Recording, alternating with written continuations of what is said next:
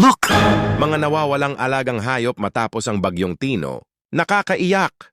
Maraming alagang aso at pusa sa Cebu ang hindi pa rin nakikita hanggang ngayon November 7, 2025 matapos manalasa ang bagyong Tino noong Martes, November 4, tinangay ng malalakas na baha o naiwan sa gitna ng kaguluhan habang abala sa paglikas ang mga tao.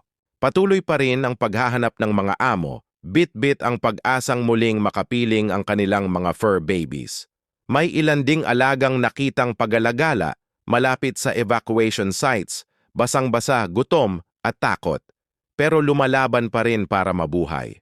Kung may nakita kang nawawalang alaga o nakapulot ng hayop sa lansangan, ipagbigay alam agad sa pinakamalapit na barangay o animal rescue group. Ang maliit na tulong mo, maaaring makapag-uwi ng isang alaga sa kanyang pamilya. Paki-share ang video na ito para marami ang makaalam at pwedeng tumulong.